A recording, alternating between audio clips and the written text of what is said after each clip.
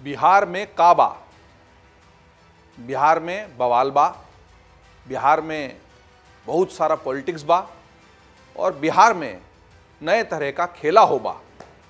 जी हाँ, आज बिहार की, देश के उस सूबे की जहाँ की राजनीति हमेशा से चर्चा में रही, चर्चा देश के उस सूबे की जहाँ पर नीतीश कुमार की जनता दल यूनाइटेड 16 साल और 8 महीने से अपनी सरकार चला रही है। इस वक्त बिहार, नीतीश कुमार, लल्लन कुमार, आरसीपी सिंह, अमित शाह और प्रधानमंत्री नरेंद्र मोदी, ये सारे लोग एक साथ चर्चा में हैं। चर्चा में राजद भी है, जो लालू प्रसाद यादव की राजद है, लालटेन वाले, चारा घोटाले वाले, बिहार की राजनीति पर एक अलग तरह की छाप रखने वाले लालू प्रसाद यादव। बात चिराग पासवान की भी, बात तेजस्वी यादव की भी, और बात उस बिहार की जो कभी भी राजनीति की पटरी पर कम से कम स्थिरता से नहीं चला। नीतीश कुमार सुकुमार बनकर सुशासन बाबू बनने की पूरी कोशिश लगातार करते रहे। 2005 में जब से वो मुख्यमंत्री बने हैं, लगातार ही चर्चा में रहे। उनकी राजनीतिक यात्रा में राष्ट्रीय महत्वाकांक्षाओं के साथ साथ बिहार के सूबे पर हमेशा अपना एक छत्र राज्य बनाए रखना ये शामिल रहा। लेकिन राष्ट्रीय राजनीति पर के पटल पर विपक्ष का चेहरा बनने की, या फिर बड़ा चेहरा बनने की, या फिर देश की राजनीति में बड़ा दखल रखने की उनकी इच्छाएं तब धराशायी हो गई जब इस मामले में प्रधानमंत्री नरेंद्र मोदी के साथ उनका सीधा सीधा टकराव हुआ। जी हां, 2010 में चुनावों में भारतीय जनता पार्टी के साथ मिलकर चुनाव लड़ने वाले नीतीश कुमार अचानक से पीछे हट गए। 115 सीटें जनता दल यूनाइटेड ने जीती थी और 91 सीटें भारतीय जनता पार्टी ने जीती थी। 243 सीटों वाली बिहार की विधानसभा हमेशा से बहुत सक्रिय रही और बिहार की विधानसभा हमेशा ये कहती रही कि बिहार की जो राजनीतिक कौम है वो 5 साल तक इंतजार नहीं करती। चुनाव जरूर बिहार में, ये दिलचस्प बात है कि चुनाव नहीं हुए हैं, लेकिन सरकार बदल गई, गठबंधन के सहयोगी बदल गए। बहुत दिलचस्प है बिहार की राजनीति, जिसकी चर्चा इस वक्त पूरे देश में हो रही है। उसके अलग अलग पहलुओं से आपको परिचित कराएंगे, लेकिन यात्रा सबसे पहले करेंगे नीतीश कुमार के साथ। वो नीतीश कुमार जो कभी भारतीय जनता पार्टी के करीबी सहयोगी रहे, रेल मंत्री भी रहे, रेल मंत्री रहकर बहुत सारे कई उन्होंने बड़ी उपलब्धियां हासिल करने की कोशिश भी की, दावे भी किए और देश की राजनीति में एक बड़ा चेहरा बनकर उभरे। लेकिन 2013 में जब नरेंद्र मोदी को प्रधानमंत्री पद का उम्मीदवार घोषित कर दिया गया, तो उस एनडीए के साथ जिसके साथ उनकी बहुत करीबी सहयोग रहा, उससे उन्होंने बिहार में नाता तोड़ लिया। तो 2013 में जब नीतीश कुमार प्रधानमंत्री नरेंद्र मोदी से नाराज हो गए, तो उनकी नाराजी चरम पर पहुंच गई और वो नाराजी कायम रही 2015 के विधानसभा चुनावों में भी। नीतीश कुमार को यह लगने लगा कि अगर उन्होंने अपना अलग अस्तित्व नहीं बनाया तो प्रधानमंत्री नरेंद्र मोदी की जो बड़ी छवि है उसके नीचे वो एक बौने नेता हो जाएंगे, छोटे नेता हो जाएंगे। और इसी के चलते जो 2013 में वो लालू प्रसाद यादव, जो कभी उनके सहयोगी भी रहे थे, समाजवाद के साथ ही रहे थे, लेकिन दोनों में एक तकरार का स्तर बहुत ऊंचा चला गया था।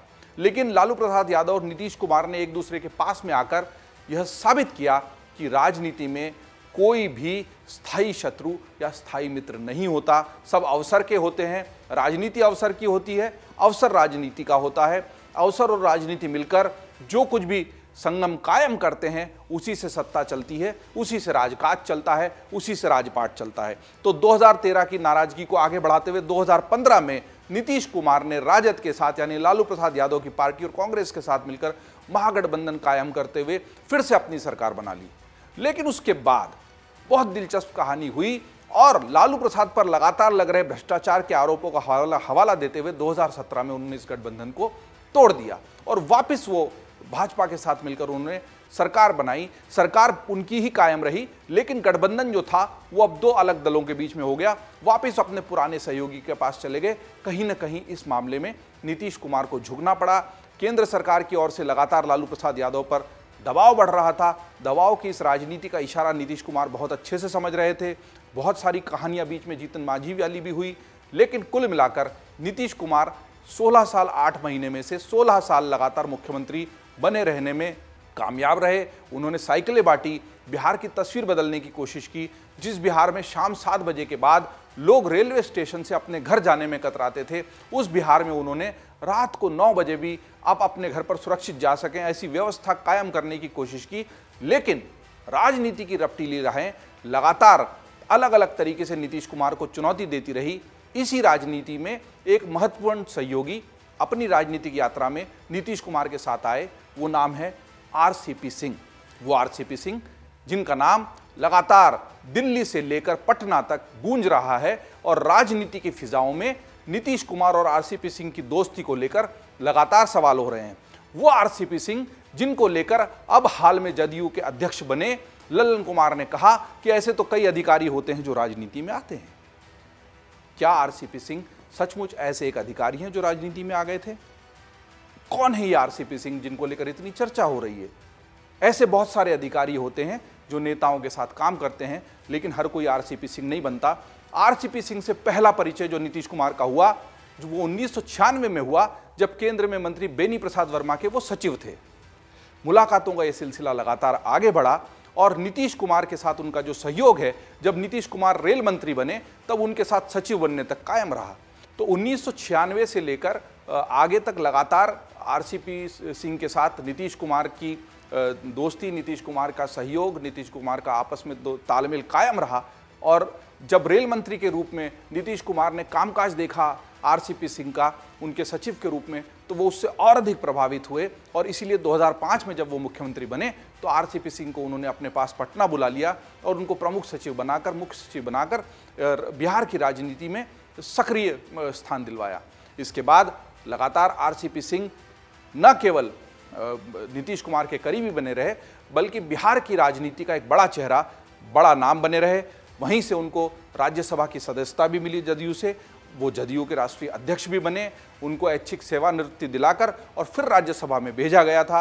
अब ऐसे में अचानक ऐसा क्या हुआ कि ये आरसीपी सिंह जदयू को छोड़कर अब अपनी अलग पार्टी बनाने की बात कह रहे हैं। अभी उन्होंने कोई पार्टी बनाई नहीं है, इसकी घोषणा नहीं की है, लेकिन ये सारा सिलसिला तब शुरू हुआ जब दरअसल नीतीश कुमार ने दिल्ली का कामकाज देखने की, एनडीए से तालमेल बनाए रखने की, दिल्ली में भाजपा के नेताओं और जदयू के बीच आगे गठबंधन को लेकर बातचीत को आगे बढ़ाने के लिए उनको दिल्ली के कामकाज को लेकर विशेष जिम्मेदारी सौंपी।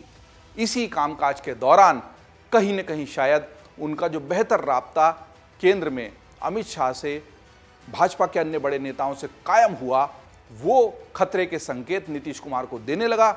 उनको ये लगने लगा कि कहीं भाजपा से ये निकटता जदयू के लिए संकट का कारण न बन जाए, कहीं आरसीपी सिंह जदयू से ज्यादा भाजपा से अपनी दोस्ती न निभा लें।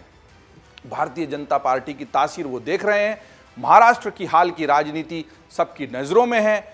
महाराष्ट्र में तमाम कोशिशों के बाद भी, देवेंद्र फडणवीस को एक बार शपथ दिलवा देने के बाद भी, अजीत पवार वाला दांव फेल हो जाने के बाद भी, 2.5 साल के बाद महाराष्ट्र की विधानसभा में अचानक राजनीतिक घटनाक्रम तेजी से बदला और वो उद्धव ठाकरे जो अपनी शिवसेना, कांग्रेस और राकापा के दम पर मुख्यमंत्री बने हुए थे, उनको हाशिए पर जाना पड़ा।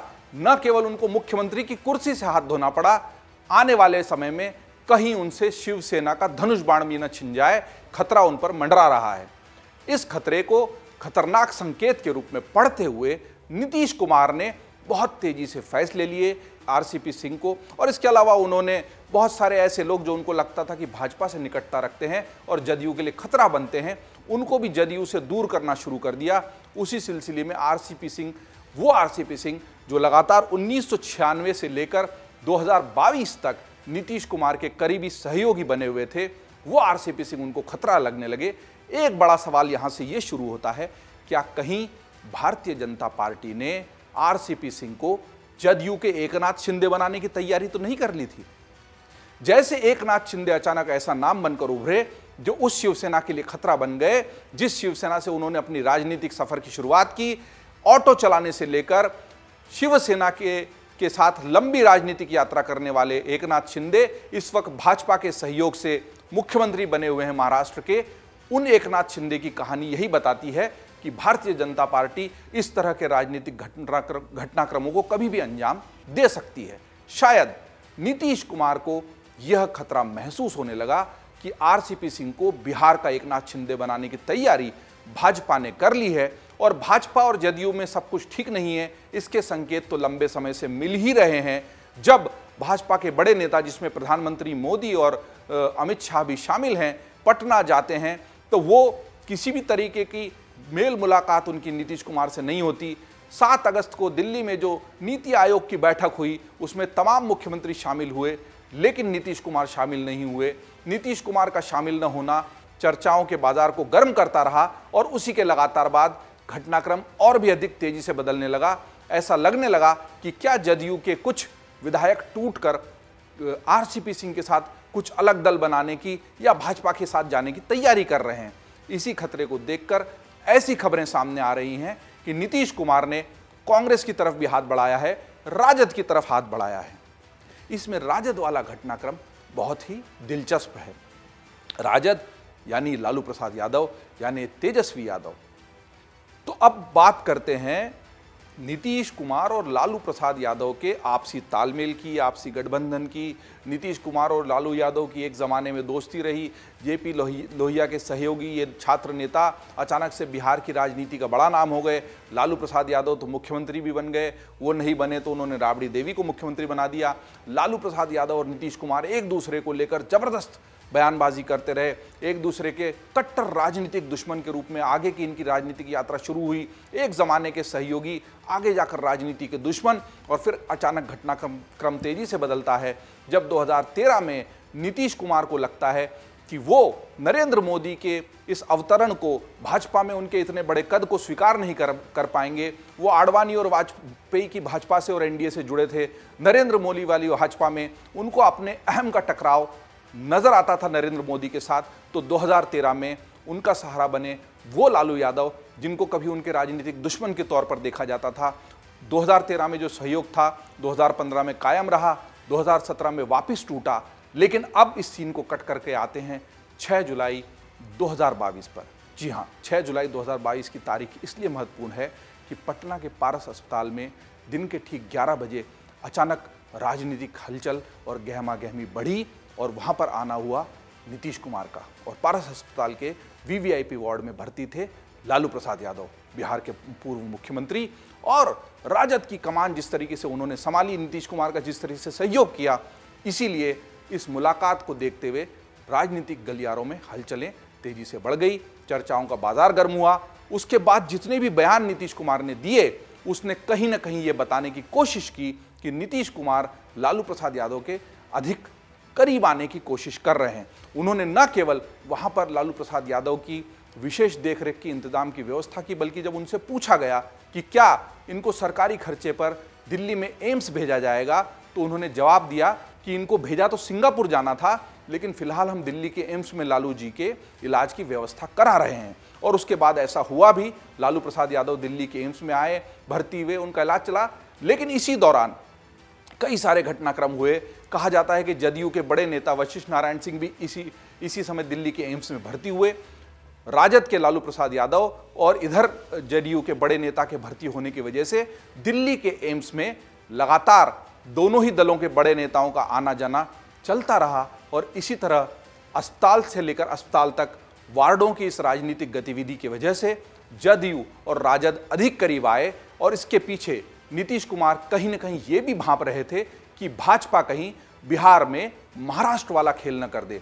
महाराष्ट्र के उस खेल से बचने के लिए उन्होंने अधिक सतर्कता दिखाई। वो उद्धव ठाकरे की तरह आश्वस्त होकर बैठे नहीं रहे, उनको उद्धव ठाकरे नहीं बनना था। इसीलिए उन्होंने न केवल एक तरफ लालू यादव की तरफ हाथ बढ़ा दिया, बल्कि दूसरी तरफ कांग्रेस की ओर भी हाथ बढ़ा दिया। अभी अगर हम दलीय स्थिति देखें, कुल 45 विधायक जदयू के पास हैं, 77 विधायक भाजपा के पास है, और हम के 4 विधायक मिलाकर 127 विधायकों का समर्थन वर्तमान सरकार के पास है।